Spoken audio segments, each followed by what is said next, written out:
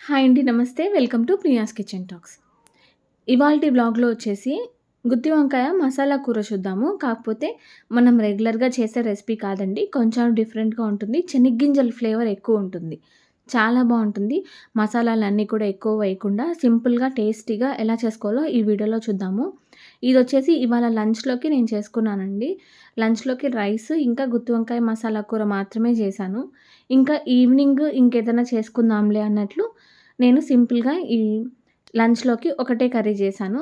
గుత్తి వంకాయల్ని ముందుగా మంచిగా కట్ చేసుకోండి. పుచ్చులేమన్నా ఉంటాయి, పురుగులు కూడా ఉంటాయి. చూసుకొని కట్ చేసుకోండి. కట్ చేసుకొని ఒక బౌల్‌లోకి వాటర్ తీసుకొని, అందులోకి ఉప్పు యాడ్ చేసి, ఆ వాటర్‌లోకి వేసి పెట్టేసేయండి. కలర్ చేంజ్ అవ్వకుండా ఉంటుంది. తర్వాత ఇప్పుడు మనము మసాలా చేసుకుందాము. ఈ మసాలా కూడా ఎక్కువ కారము అలా ఏం లేకుండా టేస్టీగా చాలా బావుంటుంది. అయితే శనగగింజల ఫ్లేవర్ తగులుతూ చాలా బావుంటుంది. దీనికోసం నేను ఒక 4 టేబుల్ స్పూన్ల వరకు శనగగింజలు, ఒక టేబుల్ స్పూన్ ధనియాలు, ఒక టేబుల్ స్పూన్ నువ్వులు, ఒక టేబుల్ స్పూన్ గసగసాలు, ఒక టీ స్పూన్ జీలకర్ర యాడ్ చేసిన తర్వాత పచ్చి కొబ్బరిని యాడ్ చేసుకోండి. ఒకవేళ పచ్చి కొబ్బరి లేకపోతే ఎండు కొబ్బరి తురుము ఉంటది గదా! అది కూడా వేసుకోవచ్చు. అన్నిటిని కూడా లో ఫ్లేమ్‌లో పెట్టి మంచిగా ఫ్రై చేయండి. శనగ్గింజలు లోపల వరకు వేగాలి. అప్పుడే బావుంటుంది. హై ఫ్లేమ్‌లో పెట్టి వేపితే టేస్ట్ చాలా మారిపోతుంది. లో ఫ్లేమ్‌లో పెట్టి మంచిగా లోపల వరకు వేగేంత వరకు గింజని ఫ్రై చేయండి. తర్వాత చల్లారిన తర్వాత అంతా కూడా ఒక మిక్సీ జార్‌లోకి వేసుకొని, ఇప్పుడు ఉప్పు, కారం సరిపడా అడ్జస్ట్ చేసి వేసుకోండి. తర్వాత కొద్దిగా పసుపును కూడా వేసేసుకోండి. వేసుకొని ఒక టీ గ్లాస్ అంతా వాటర్‌ని వేసుకోండి. వాటర్ వేసిన తర్వాత మిక్సీ జార్‌లోకి జార్ మూత పెట్టేసి మిక్సీ పట్టేసుకోండి. పల్స్ ఇస్తూ ఒక 2 నిమిషాలు అలా ఆగి ఆగి మిక్సీ పట్టేసుకోండి. చూడండి మసాలా అనేది ఈ విధంగా పేస్ట్ లాగా అయిపోతే బావుంటుంది.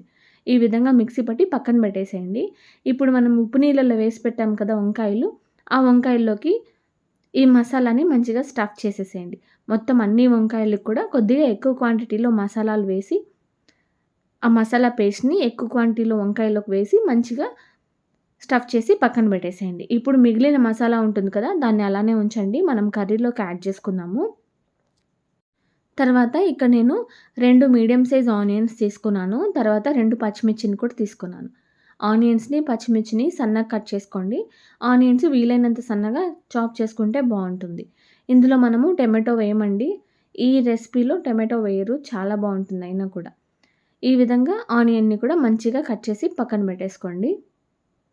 అలానే 2 పచ్చిమిరపకాయలని కూడా తీసుకుంటున్నాను. పచ్చిమిరపకాయలు ఆల్రెడీ మనము మిక్సీ జార్‌లో మసాలా రుబ్బాము కదా! అప్పుడు కారం వేసాము. కాబట్టి చూసుకొని పచ్చిమిర్చిని యాడ్ చేసుకోండి. ఇప్పుడు అన్నీ కూడా కట్ చేసిన తర్వాత పక్కన పెట్టేసాను. ఇప్పుడు కుక్కర్‌లో చేసుకుందాం మనము.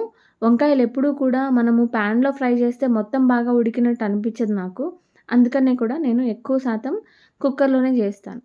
ఇప్పుడు కుక్కర్‌లోకి ఆయిల్ వేసుకోండి. ఆయిల్ నేను తక్కువగానే వేశాను. మీరు కావాలనుకుంటే ఇంకో టీ స్పూన్ ఎక్స్‌ట్రాగా యాడ్ చేసుకోండి. నేను 3 టేబుల్ స్పూన్ల వరకు యాడ్ చేశాను. తర్వాత కట్ చేసుకున్న ఆనియన్స్, పచ్చిమిర్చి, కరివేపాకు అన్నీ కూడా వేసేసుకొని మంచిగా ఫ్రై చేయండి.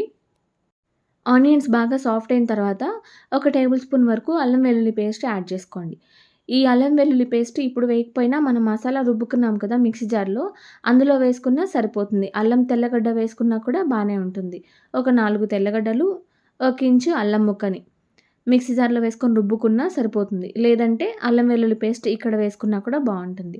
చూడండి ఈ విధంగా మొత్తం పచ్చిదనం అంతా పోయేంత వరకు మంచిగా ఫ్రై చేసుకోండి. ఆయిల్ బాగా సెపరేట్ అయ్యేంత వరకు. తర్వాత మనం స్టఫ్ చేసుకున్నాం కదా వంకాయలు, అవన్నీ కూడా కుక్కర్‌లోకి వేసేసేయండి. వేసేసి ఒక 5, 6 నిమిషాలు మంచిగా లో ఫ్లేమ్‌లో పెట్టి బాగా ఫ్రై చేయండి.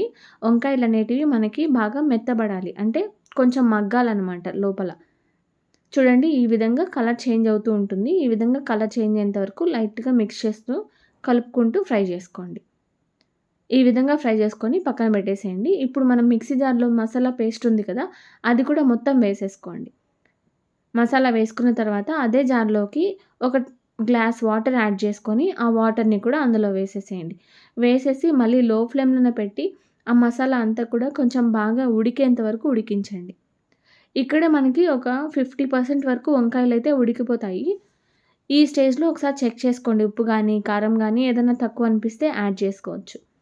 యాడ్ చేసుకొని నేనిక్కడ ఉప్పు తక్కువైంది. ఉప్పు యాడ్ చేసుకున్నా. వేసుకొని చూడండి ఈ విధంగా ఉడుకుతున్న టైంలో వంకాయలు కూడా 50% ఉడికింది. ఈ టైంలో చింతపండు వేసుకోండి. చింతపండు ముందే వేసుకుంటే మనకు కొంచెం వంకాయలు లేట్‌గా ఉడుకుతాయి. అందుకే నేను 50% ఉడికిన తర్వాత చింతపండు రసం యాడ్ చేశాను. ఎంత సైజ్ చింతపండుని నీళ్ళలో నానబెట్టేసి ఆ రసంని యాడ్ చేశాను. చింతపండు రసం వేసిన తర్వాత ఒకసారి బాగా కలిపేసి కుక్కర్ మూత పెట్టేసి ఒక 2 విజిల్స్ వస్తే సరిపోతుంది. 2 విజిల్స్ వచ్చిన తర్వాత స్టవ్ ఆఫ్ చేసేసి కుక్కర్ ప్రెషర్ మొత్తం పోయిన తర్వాత తీసి చూస్తే చూడండి ఈ విధంగా ఉంది. చాలా బావుంటుంది. ఇది రైస్‌లోకి కానీ, బగారా రైస్, బిర్యానీ, రోటీ, నాన్స్, చపాతీ లాంటి వాటిల్లోకి చాలా బావుంటుంది. ఒకసారి ట్రై చేయండి. వీడియో నచ్చితే లైక్ చేయండి, షేర్ చేయండి, సబ్స్క్రైబ్ చేసుకోండి. అంతే ఈ వీడియో. బాయ్.